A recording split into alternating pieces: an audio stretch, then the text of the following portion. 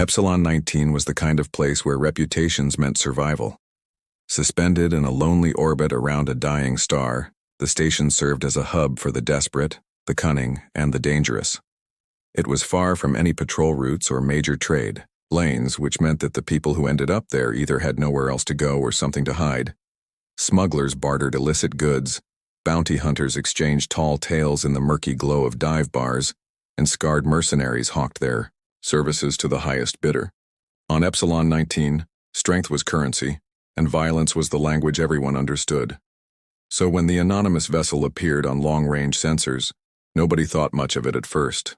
Plenty of unregistered ships passed through. The station didn't ask questions so long as the docking fees were paid. But this one was different.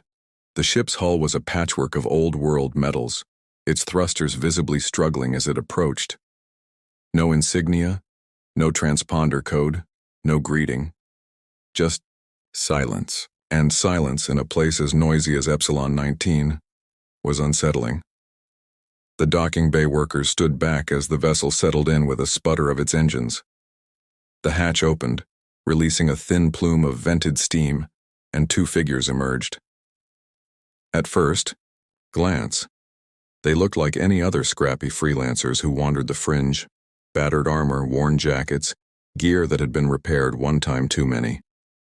But there was something about the way they carried themselves. They didn't stride in with the swagger of hired guns or the cautious shuffle of traders. They moved with quiet purpose, eyes scanning the hangar as if measuring everyone and everything they saw. The taller of the two, a broad-shouldered man whose rugged face spoke of hard years, carried no visible weapon. His companion, a wiry woman with sharp features and an intense gaze, carried herself like someone who didn't need one. They walked in silence, their boots clanging against the metal floor. The station's usual denizens, tough men and women, who had survived their share of fights, found themselves stepping aside, their bravado suddenly brittle in the presence of these newcomers. No one was foolish enough to confront them directly, but the murmurs began immediately. "Deathworlders," someone hissed. The word traveled quickly, jumping from the docking bay to the upper decks, weaving through corridors and finally settling in the ears of the station's most hardened criminals. Deathworlders weren't a myth, far from it. Everyone had heard of those rare, near-mythical humans born on planets so harsh, so brutal, that every day was a battle for survival. These worlds, colloquially known as Deathworlds, weren't just unwelcoming. They were actively hostile. Extreme temperatures, predatory wildlife, deadly flora, toxic atmospheres. If the environment itself didn't kill you, something else would. Only the strongest, fastest, and most adaptable survived, and those who managed to escape carried a piece of that world with them, a certain look, an aura that warned even seasoned killers to tread carefully. Still, Epsilon 19 was a place of skeptics. People dealt in rumors and lies as much as in black market goods. Not everyone believed the whispers about Deathworlders, and even if these two newcomers were the real deal, what were they doing here, on a station where the most feared person was Grimvek, a bounty hunter who wore a necklace of his victim's fingers? The newcomers didn't answer questions. They didn't have to. When they passed through the station's marketplace, people instinctively stepped aside. Vendors fell quiet, and the usual sharp banter faded into wary murmurs. These two weren't loud, they weren't aggressive, and they weren't looking for trouble. Yet their very presence made the air feel heavier, the shadows seemed darker. It wasn't long before the station's more prominent figures began to take note. Grimvek himself, perched in his usual corner of the Rusted Fang cantina, heard the talk. He dismissed it at first, waving a mechanical hand and laughing into his drink. Deathworlders? Just another tall tale.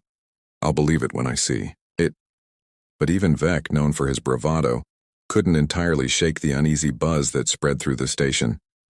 For now, the newcomers kept to themselves, speaking little and watching everything. Their ship remained docked, silent as a predator in a den of scavengers. They didn't seem to be looking for a fight, but they also didn't look like people who would back down from one. And so the waiting began. Epsilon 19 held its collective breath, wondering when, or if, The newcomers would finally reveal why they were there. In a place ruled by the strong, where killers walked openly and justice was a distant memory, no one wanted to admit the truth. But everyone felt it in their bones. These Deathworlders had changed the balance of power just by showing up. Life on Epsilon 19 revolved around unspoken rules. Sure, the station had a code, a tattered list of regulations some long-dead administrator had posted decades ago. But no one cared about official rules. The real law came from those who could enforce it. Bounty hunters, gang leaders, freelance enforcers, these were the people who kept things running, each wielding their own brand of violence as currency. When the Deathworlders stepped into the marketplace, they did so in silence. No proclamations, no warnings, just quiet presence.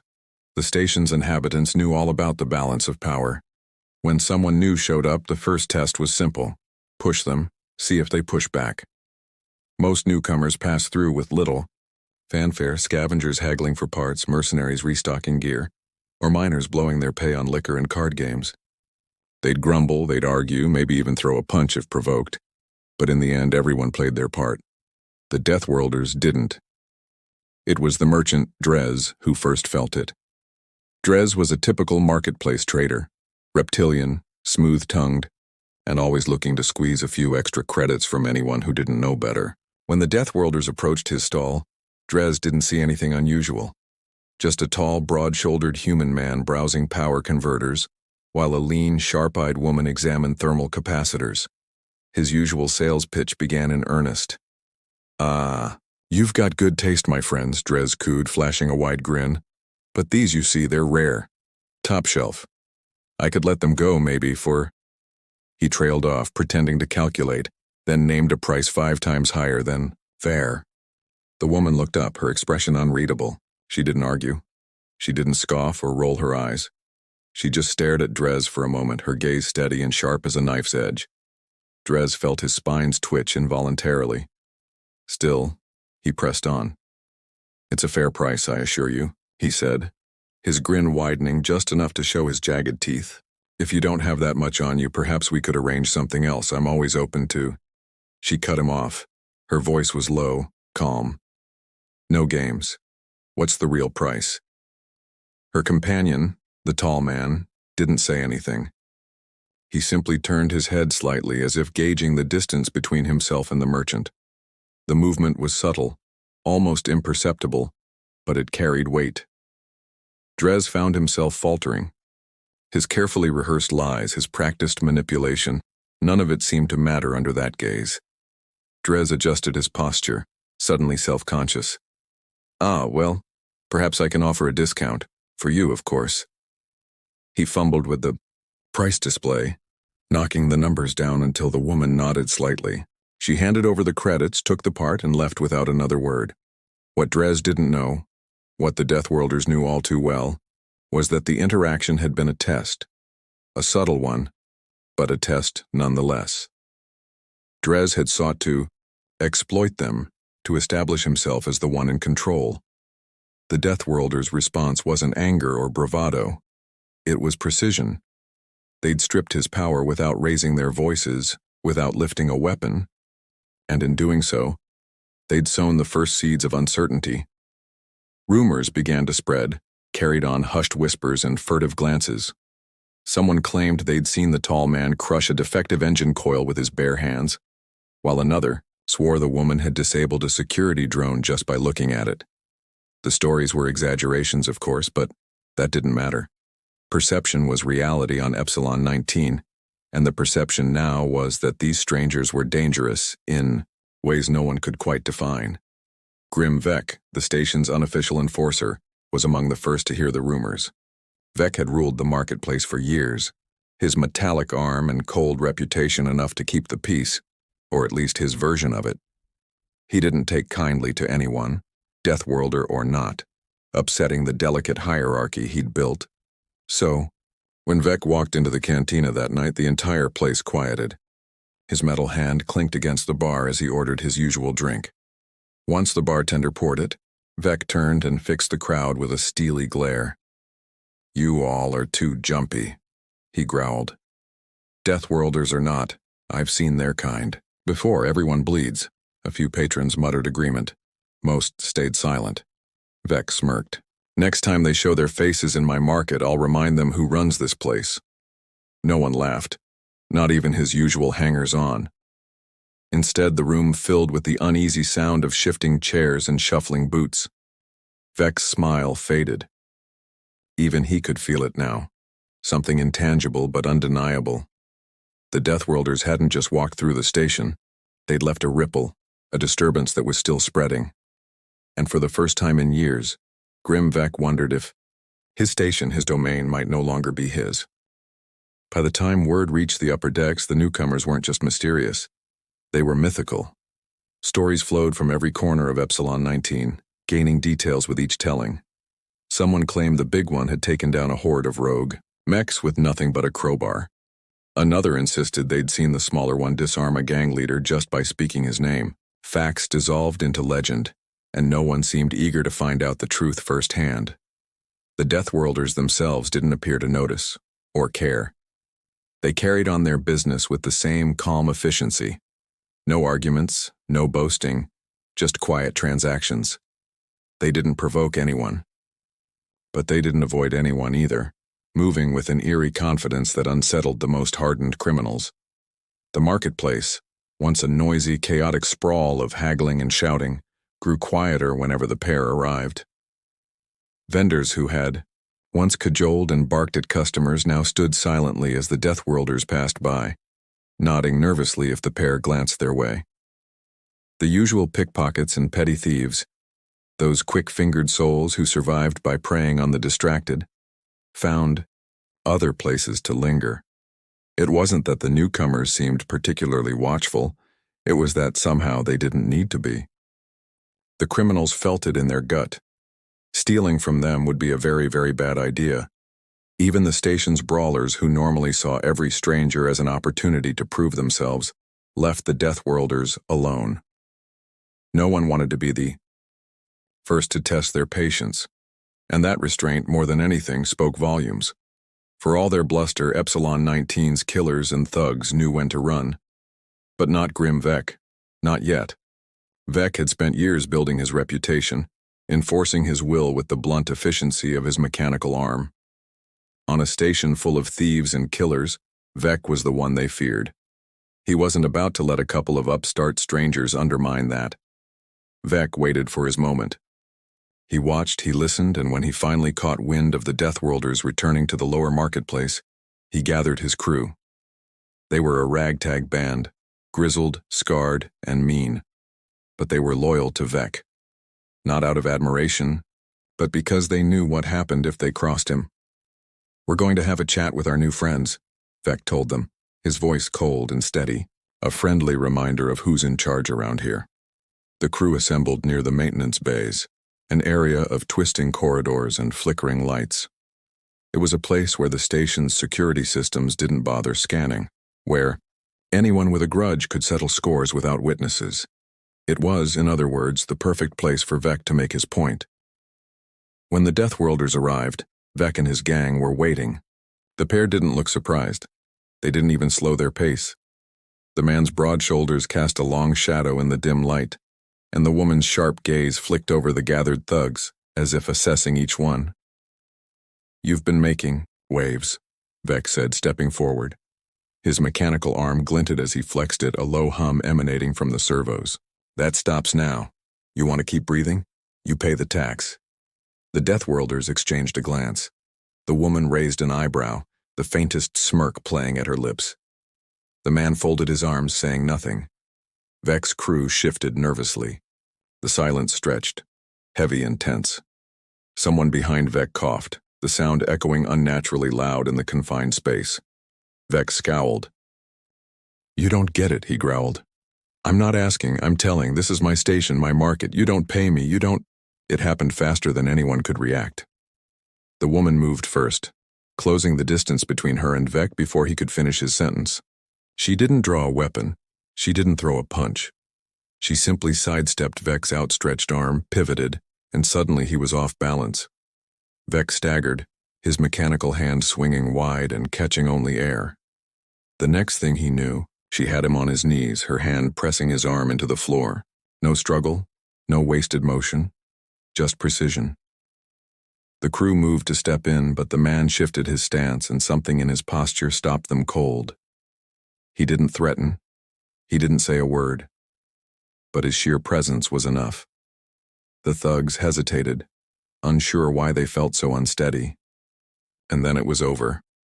The woman released Vec and stepped back, her expression as calm as if she'd just finished adjusting a piece of machinery.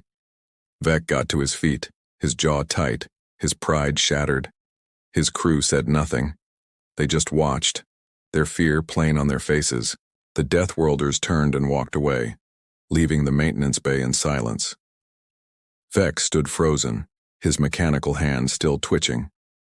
In all his years on Epsilon 19, he'd never been so completely and effortlessly disarmed, literally and figuratively. And worse, his crew had seen it.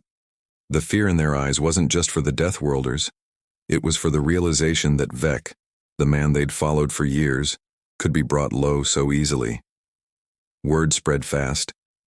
The Deathworlders didn't just walk through Epsilon 19 anymore.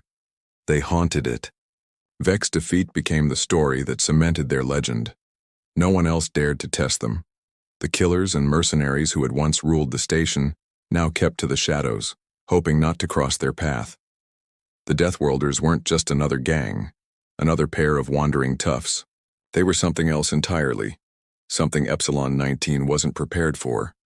And from that moment on, even the most hardened killers gave them a wide berth. By the time the Deathworlders vanished from Epsilon 19, they had become something larger than life. They never announced their departure. No dramatic send-off, no final words, just a simple fact noted by the docking clerks and quietly confirmed by the station's long-range sensors. The ship was gone. As if the whole station had been holding its breath, the atmosphere shifted. Conversations grew louder, more animated. The everyday chaos began to return. But the mark they left behind was indelible. Grim Vec's name, once spoken with trepidation and reverence, now seemed tarnished. He still prowled the marketplace, still sat in his corner at the Rusted Fang Cantina, but his bark carried no bite. People noticed how he moved a little slower, how he avoided certain corners of the station. His crew, once the most feared muscle on Epsilon 19, disbanded within days of his confrontation with the Deathworlders. Without saying it outright, everyone knew. If Vec could be brought low, no one was untouchable. But it wasn't just Vec who felt the aftershocks. The entire station's culture shifted. The killers, the bounty hunters, the smugglers, those who had thrived on violence and intimidation, found themselves second-guessing their actions. The Deathworlders had changed something fundamental. They hadn't taken over. They hadn't issued demands. They had simply existed, their presence exposing every petty tyrant, every false bravado, every hollow reputation. The predators of Epsilon 19 had felt, perhaps for the first time, what it was like to be prey. Rumors continued to swirl, filling the void left by their departure. Where had they come from? What were they after? Some speculated they were bounty hunters after a target so far off-grid that only Epsilon 19 could serve as a waypoint. Others believed they were searching for something, information, stolen tech, or perhaps a forgotten piece of their own past. A few claimed they were fugitives, on the run from an enemy even deadlier than themselves. But the Deathworlders had left no clues, no trail. They had come, they had shaken the station to its core, and they had gone. All that remained was their legacy. This legacy lingered in unexpected ways. The marketplace, once ruled by back-alley deals and brazen strong-arms, grew quieter, more cautious. Violence still occurred. It always would on Epsilon 19, but it lacked the old sense of inevitability. Fights were less frequent, threats less casual. Some of the worst offenders disappeared entirely. Whether they had fled the station out of fear or simply sought easier targets elsewhere, no one could say. All anyone knew was that Epsilon 19 felt different. For a time, whispers of Deathworlders became a shorthand warning. When tempers flared, someone might mutter, Careful, you don't know who they might be, and the tension would deflate. The legend served as a deterrent long after its subjects had gone. As weeks turned into months, new arrivals came to Epsilon 19, unaware of the station's recent history. They heard the tales, the embellished accounts of how two unassuming humans had made hardened killers stand down. Some laughed it off as exaggerated station gossip. Others listened closely, taking note of the way older residents spoke the word Deathworlders with a mixture of awe and fear. Over time, the station fell into a new rhythm. The fear began to dull, replaced by a grudging respect for the intangible shift the Deathworlders had caused. The station's killers remained, but they were quieter now, less willing to test their luck. The shadows of Epsilon 19 grew a little, longer, and in those shadows the legend of the Deathworlders persisted. No one knew if they would return. Some thought it unlikely. Others believed their departure was just a prelude, that they were out there, waiting for the right moment to reappear, and perhaps that was what kept the station's predators from growing too bold again. The lingering thought that they could come back. That the next time the docking bay doors hissed open, it might be them. That their calm, predatory gaze might fall on you, and no amount of strength or cunning could save you from the quiet power they wielded. Because in a galaxy full of killers, even the worst of them knew one truth. When Deathworlders arrived, you didn't stay to find out why. You ran.